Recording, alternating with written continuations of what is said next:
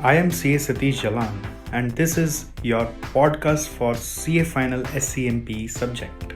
When I teach, I believe that students should not just learn or focus on the concepts. They must be able to relate the concepts with the surroundings that they are living in. My objective of teaching is not just to bring good marks in the exams of students, but also to add some real life values in the life of the students so that they are able to live a happy life post their qualification of CA as well. This is what I am revered for by most of my students. In this podcast, we are going to talk about the concepts that you need to know and remember continuously before going to your main exam. Okay, so next topic is cost management for specific sector. So here we study three sectors: power, agriculture and IT sector. For power industry, let's study. India is third largest power producer and second largest consumer in the world. The features of power industries are: it has regulated entry and operations, it has widespread stakeholders, third is undisciplined consumers because they waste power a lot and they try to misuse the metering of power also. Fourth, power industry is complex but it requires continuous network of distribution. Fifth, growing demand. Sixth, regulated tariff. If unregulated, then price is in general where MR is equal to MC. But if regulated price is there in market, then the regulators fix price by checking the point where demand crosses the average total cost curve. That means regulators don't allow to earn supernormal profit. They allow only a firm to recover their average total cost. Then next feature is power sector is highly capital intensive with long gestation. So it is risky in both internal and external environment, because anything which is highly capital intensive, then it has financial risk and long gestation, because if you set up the plant today and you will be recovering its initial investment after 10 years 15 years, then there is an operation risk also, that if say you are unable to generate profit over these years, then what will happen. Then eighth feature is project is subject to clearance from environment regulators also, because power industry has environmental impact as well. Next point here is external environment analysis in power sector using Porter's 5 forces. So Porter's 5 forces are, if you remember, barriers to entry, power of customers, bargaining power of suppliers, threat of substitute effects, threat of competitive rivalry. So in case of power industry, barrier to entry is very high because of regulations and capital requirement. Power of customer is low because there are no alternatives usually. Then power of supplier is less because usually there are enough suppliers, and at the same time some raw materials which are in scarce supply like coal, their suppliers power can be little moderate. Mainly power of supplier is low because the power company has very high buying capacity, so suppliers can be spread in from anywhere, supplier can come from anywhere for them. Then threat of substitute effect is there, but the effect is low because the alternative energies like solar and wind energies are very costly. And threat of competitive rivalry is also low because these companies mostly operate as monopolists.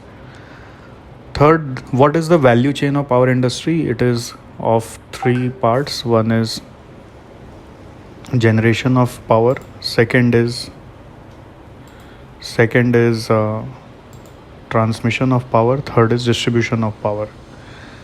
Next, cost structure in power sector. We have three cost structure.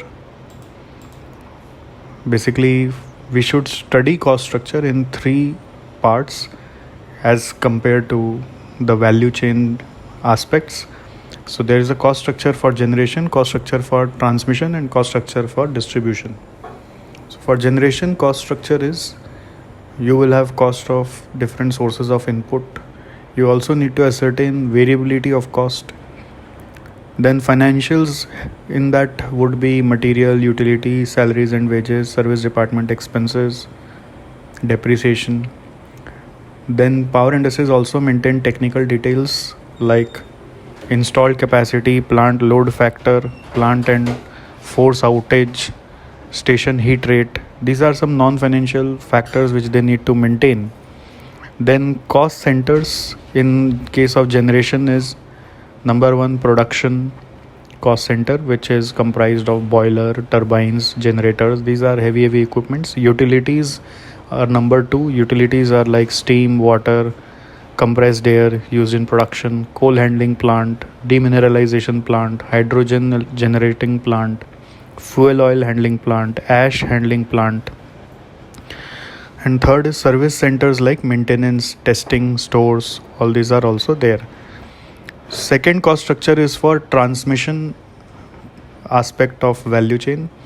So for transmission, basically you have heavy infrastructure in the form of transmission towers, underground cables, transformers.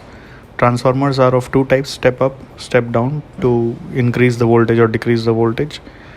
And then circuit breakers are there, insulators are there. The financials in case of transmission activity is maintenance of lines and substations, depreciation, administration expenses. So since they are not generating electricity, there is only maintenance expenses of the infrastructure of transmission. Technical details that they maintain is voltage management, transmission loss, inventory. Inventory means inventory of the spare parts and all. Inventory of power. Power does not have any inventory. We don't have any inventory of power. Power cannot be stored like inventory. It's continuous generation and continuous supply. Next, cost centers in case of transmission are number one, production centers are transmission line maintenance and substation maintenance, and number two, service cost centers are administration expenses, general repairs and maintenance expenses. So these are your service cost centers. Third is distribution. Distribution means basically distributing the electricity to the end consumer. So here the main concern is of distribution losses. The financials that we need to consider here is purchase of power. So there are usually some power supply companies which are solely engaged in generation, some are only engaged in transmission, some are only engaged in distribution. So if there is a distribution company, then it will be purchasing power from transmission company. Then salaries, admin overhead, repair and maintenance will be there. Then technical details that they will maintain is voltage, distribution loss, inventory level. Inventory means inventory of all consumables, etc. The cost centers that they have for production purposes, maintenance of distribution line and substations. For second is service related cost centers are admin, general, repair and maintenance, like that. Next comes cost management techniques. What can be used in power sector? Number one is multi-dimensional cost calculation and analysis. Number two, determining and regulating tariffs. Number three is cost allocation. Number four, identifying of distribution and transmission loss, followed by gap analysis. Gap analysis means basically the gap between what should have been distributed and what has been actually metered. Okay, so whatever we supplied to the consumer and for what units we got the payment. So that is gap. And then it also considers, cost management technique also considers value chain analysis, which means eliminating non-value adding activities. Since there is an environmental impact in their business, then there is triple bottom line concept also applicable here, and full costing is preferred. Full costing means cost will include all the cost. Cost will include all the cost. In cost management technique, I'll repeat again here, multi-dimensional cost calculation and analysis is actually supposed to refer a cost management technique where we can find cost for different dimensions or different level of activities in its value chain, which is basically done using activity based costing. Sixth is cost control. Cost control is done by using budget and standard costing and is very important as pricing is not market determined. The key risk in respect to international perspective also in case of power sector are environmental impact is there from power sector. Second, highly capital intensive, so it has long payback. Third risk is future affordability is dependent on fossil fuel prices, cost of wind and solar power, and cost of capital. Since it has got high capital investment, cost of capital plays an important role here. And future affordability of power for end consumer is dependent on the price of fossil fuels, cost of wind and solar power, etc. And also coal supply is also being endangered, so power industries are at definitely some risk. So this is all about power sector. Next is agricultural sector. Agricultural sector features are it is very much fragmented. There is no regulator. Lack of understanding of cost and price exists among farmers. Understanding the potential to work collaboratively is not present. Basically, they need to understand that they need to work collaboratively for better bargaining and better structuring of market. Next, imbalance of bargaining power distribution exists in case of agricultural sector. Second point here is cost structure. Cost structure can be studied in three parts. One is for cultivation process. Second, we will study here cost of cultivation and production. Third, we will study here the cost structure. So we'll study this in three parts. First is cultivation process. Cultivation process is like the internal value chain of any agricultural company, which talks about crop selection, land preparation, seed selection, seed sowing, irrigation, crop growth, fertilizing and pest control, and then lastly it's harvesting. So this is in a series. It's a sequence of process: crop selection, land preparation, land selection, seed sowing, irrigation, crop growth, fertilizing and pest control, and lastly it's harvesting. So this helps us to understand the entire step process of cultivation. Secondly, we have cost of cultivation and production. Here we have two parts: paid out cost and imputed cost. Paid out cost and imputed costs are what? Say farmer when he is farming, he is incurring some costs which are to be incurred from pocket, which is we are calling as paid out cost, and then there are some opportunity costs which we are calling as imputed cost. So what are paid out costs? Example can be hired labor. Now hired labor can be of human also, animal also, machine also. They use bullock carts and other animals for sowing the seeds and fertilizing the land and all. So hired labor can be of human, animal or machines. Maintenance can be of both animal and machines. Input cost means all the cost of seeds, manure. Then depreciation, then land revenue. Land revenue means land tax. Then rent for leased land if land is not owned. So these are paid out costs, and then there can be imputed costs. Imputed costs can be value of family labor. Their entire family is many times engaged in farming business. So value of family labor, value of managerial input of family, value of rent of own land, value of interest on owned fixed capital. So these are all you can understand by its name, opportunity cost, which we are calling as imputed cost. So cost structure in case of farming is actually considered in the name of three alphabets. Like first is A2, second is A2 plus family labor, and third is C2. And C2 means A2 plus family labor plus opportunity cost. So try to remember just three initial codes. One is A2. What is A2? I will come to that. Second is A2 plus family labor, and third is A2 plus family labor plus opportunity cost. So these are three different ways of looking at cost. A2 actually means all actual costs. So paid out cost, whatever cost has been incurred by the farmer from their own pocket, those are A2. Then second is A2 plus family labor. This means what? It is including the opportunity cost of family labor, and that will be considered at market rate. And C2 is a new form of considering cost, which is A2 plus family labor plus opportunity cost. Usually farmers are supposed to sell their products as per Indian regulation in a specific market. They cannot sell their grown products anywhere they want to. For some specific cereals and all, they have to go for selling in specific market. They cannot sell it anywhere. So when they go to that specific market which has been prescribed by the government, then there they should get some minimum price of the produce that they are selling. So government has declared minimum support price for many of the crops, and that minimum support price government calculates using this second cost, which is A2 plus family labor.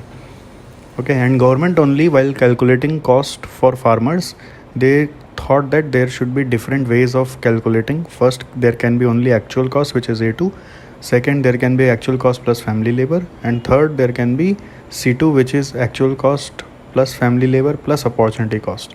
So C2 is actually used as just benchmark for reviewing the minimum support price across the industry. But point is, the regulators who have prescribed minimum support price has used A2 plus family labor as the cost. In your institute material, you will see some different other alphabets used to define the cost structure. Like, I will help you to understand that A1 and A2 actually represent actual cost. A1, A2 represents actual cost.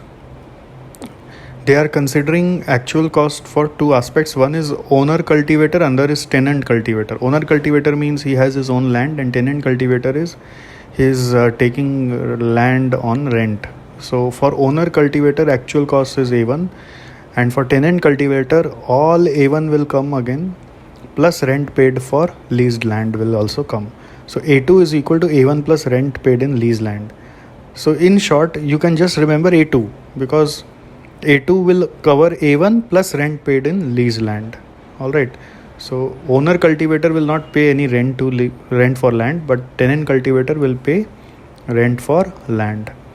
Then there is B1 and B2, which is considering actual cost plus interest on own fixed asset plus rent on own land. Okay. So B1 means A1 plus interest on own fixed asset. B2 means B1 plus rent on owned land net of land revenue, and for tenant cultivator it will be B1 plus rent on lease land. So B1 and B2 are what? If you add in actual cost interest on own fixed asset plus rent on own land, then it becomes B1 and B2. But what is B1? B1 is only considering interest on own fixed asset. What is B2? B2 is considering B1 plus rent on own land. So I'll just help you to revise again. First is A1, A2, which are actual cost. A1 is for owner cultivator, whose actual cost is A1. Then A2 is tenant cultivator, whose actual cost is all items of A1 plus rent of leased land. Then B1, B2 is actual cost plus two items, interest on own fixed asset and rent on owned land. So when you are adding actual cost and interest on own fixed asset, it becomes B1. And when you are adding rent on own land to B1, it becomes B2. And in case of tenant cultivator, own land rent won't be there. So by default, their rent on lease land will come. Lastly, there is C1, C2, C3 also in your institute material. C1, C2, C3 are representing total cost, which is supposed to be all cost up to B plus imputed cost of family labor plus imputed cost of managerial input. So that is coming under C1, C2, C3. So A is actual cost, very easy to remember. A means all actual cost. B means actual cost plus interest on own fixed asset plus rent on own land. Then C means total cost, which is B plus imputed cost of family labor plus imputed cost of managerial input. And lastly, we have C1 is equal to, C1 means B1 plus imputed value of family labor. C2 is equal to B2 plus imputed value of family labor. Then there is a C2 star. C2 star means C2 plus additional value of human labor based on use of higher of statutory or actual market rate. So if you are using extra labor in your farming business, then additional value of human labor can be also brought if based on higher of statutory or actual market rate. And then C3 is there. C3 is C2 plus 10% of C2 C3 is C2 star plus 10% of C2 for managerial input. So in C category there are 4 items. One is C1, another is C2, third is C2 star, fourth is C3. C3 is equal to C2 star. Star means asterisk, C2 asterisk plus 10% of C2, not C2 star, for managerial input. Might sound a bit complicated, but it's not. You have to just now recall. To summarize, there are just 3 things to know: A2 plus family labor, and C2. These 3 are most important, which are used drastically. A2 is all actual cost. A2 plus family labor is not named as anything. It's just A2 plus family labor. And third is C2 is equal to A2 plus family labor plus opportunity cost. Now, if you go into breakup, then first we have cost of in the name of A1 and A2. So A1 is the actual cost of owner cultivator. A2 is the actual cost of tenant cultivator. Then we have B1, B2. B1, B2 is having actual cost plus interest on fixed asset, own fixed asset plus rent on owned land. So B1 will be A1 plus interest on own fixed asset, and B2 will be B1 plus rent on owned land. All right. So if you are just adding interest on own fixed asset, becomes B1. If you are adding rent on owned land, it becomes B2. And here we are using A1 only, that is we are talking about owner cultivator only. We are not talking about tenant cultivator. If tenant cultivator is there, then you can take A2 also, that is also all right. But you are including only 2 items: interest on own fixed asset and rent on own land. The way the working has been given, this working has been given just on the basis of owner cultivator. And lastly, there is C1, C2, C3, which is considering all possible costs which a farmer can ever incur, which is B plus imputed cost of family labor plus imputed cost of managerial input given by the family member of the farmers. So we have C1 is B1 plus imputed value of family labor. C2 we have, which is B2 plus imputed value of family labor. Then C2 star we have, which is C2 plus additional value of human labor based on use of hire of statutory or market rate.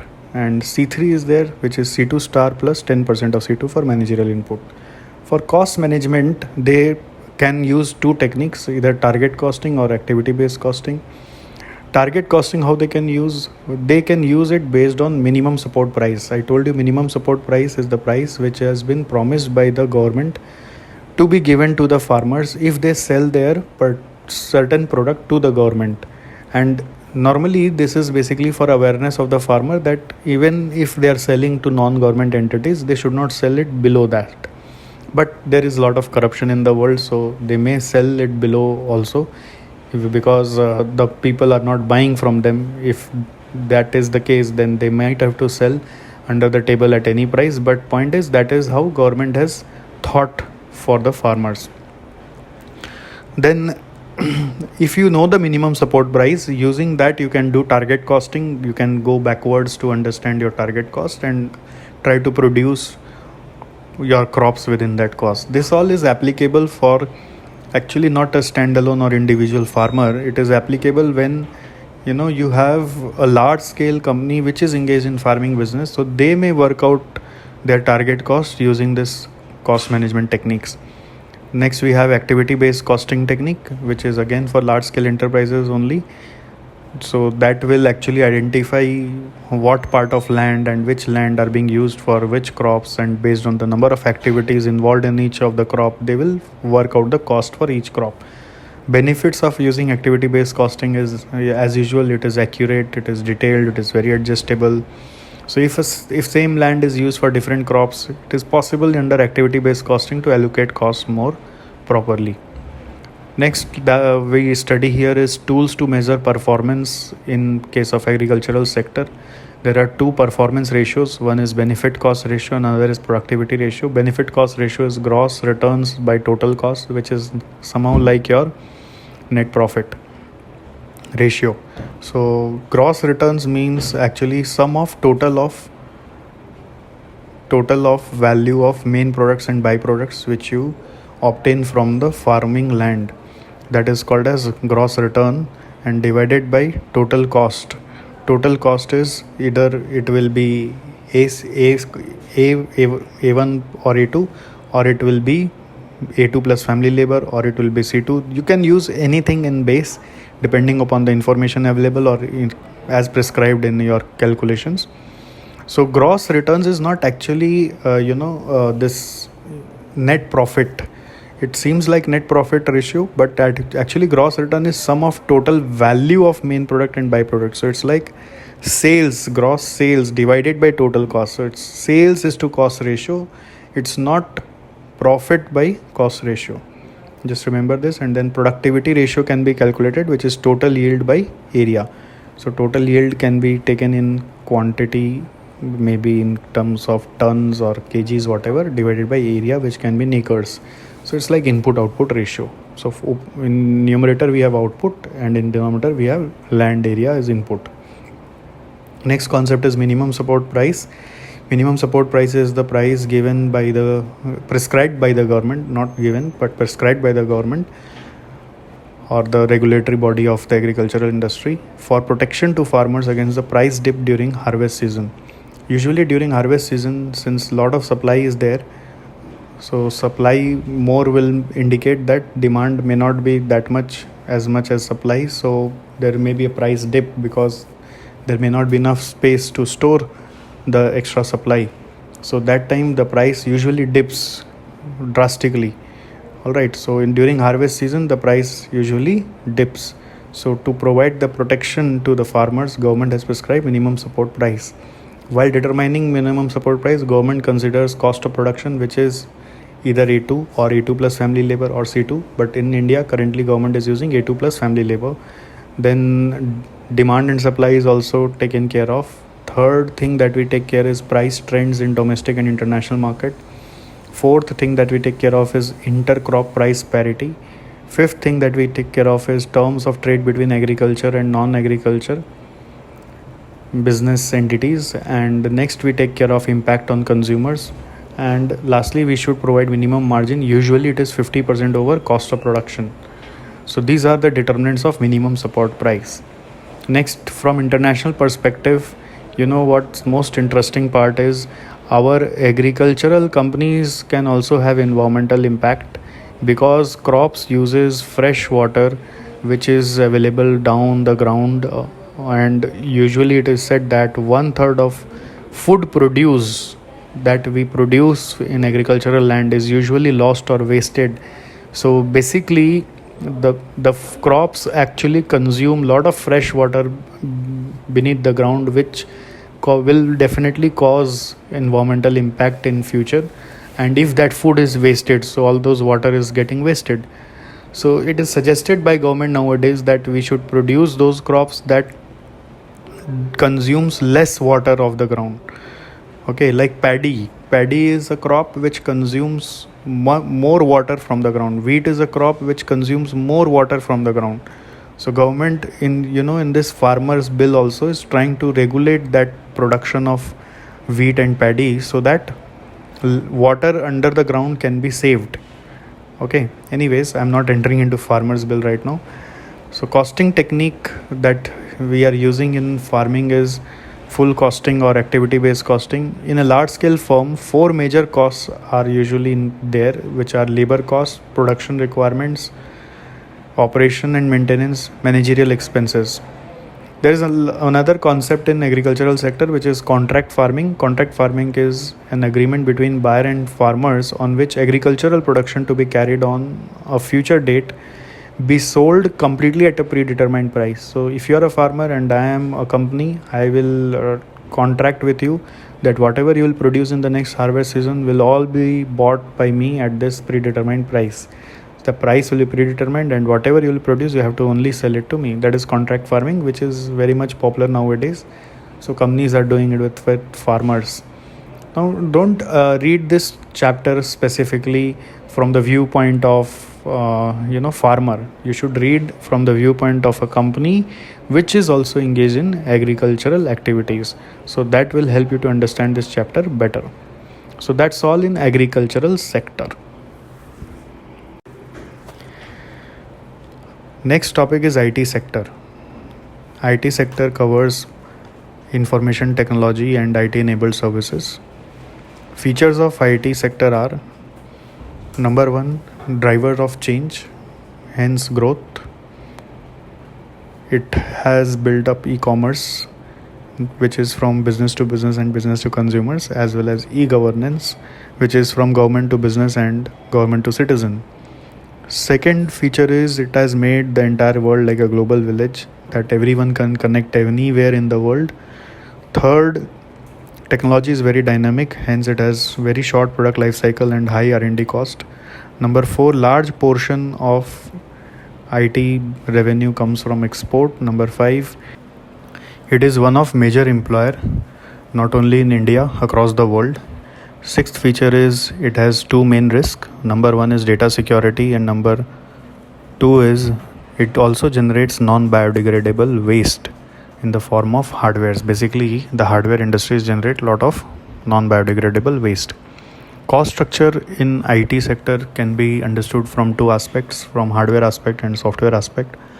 Hardware is high capex, high R&D, machineries, training, all these costs are there.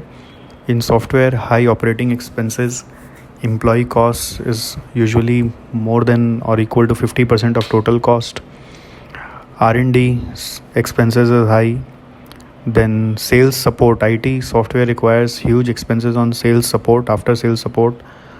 Then sometimes some software companies can go for outsourcing or subcontracting. They may not build up everything by their own. Employee cost and subcontracting are inversely related usually in case of IT sector. So the more the subcontracting cost, the lesser would be own development requirements, so lesser would be employee cost. For cost management, there can be 5 techniques. One is life cycle costing, where product development is involved. Example, if we are creating operating system in our company, if you are building up an operating system, then product life cycle like thing will be applicable. Second, throughput accounting. Normally in IT sector, labor hire and fire is not allowed for companies hiring more than 300 workers. Hence labor is a fixed cost for analysis of constant. So basically labor has to be considered as a fixed cost for analysis of constant. That is only to be remembered when doing throughput accounting for IT sector. Number C, value chain and value shop model. So if it is hardware, we can use value chain. If it is software, we have to use value shop model. Service quality and turnaround time are critical success factor in IT sector. Number 4 is outsourcing and gain sharing is also very popular with IT industries, as they tend to subcontract a lot of times.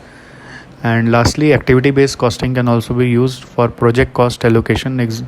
You may use a simple time-driven activity-based costing system whereby several activities that is involved in building up of a software or doing a project can be charged maybe just based on the time involved in doing that project.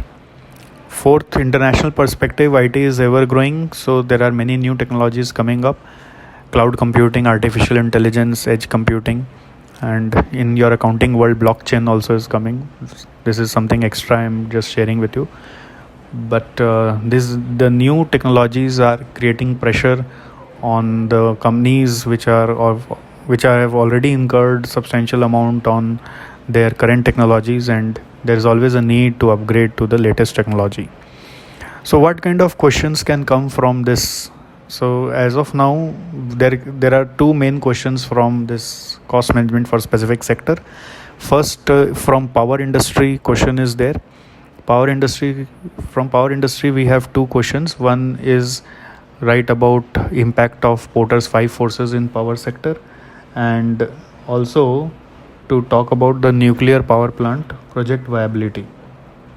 Nuclear power plant project viability, that question is there, that you can also check in your DGB book. And there is another question from agricultural sector, where there is a company which has just set up its store, like supermarket store, which is selling foods and vegetable. So they are not able to generate profit from the stores because of resistance from the local vegetable sellers and all. So what that company should do in order to get its success? So there we are suggesting one technique, that they may go for backward integration, and they may also go for contract farming, so that they can become wholesalers and supply to those local vendors, as well as they can sell to end consumers. So that is the suggestion that we are giving in that case study question. So as of now, this is the thing. So I think this is all enough. You can listen to all this again to make sure what is actually there. एक दो बार से नहीं होता है. You might have to listen this multiple times to remember all the points. All right. I am CA Satish Jalan, and this is a podcast for CA Final SCMP. To score in SCMP, now you need to remember its theories more specifically than just understanding it in a general way. By listening to this podcast, you can revise the concepts on the go as many times as you can.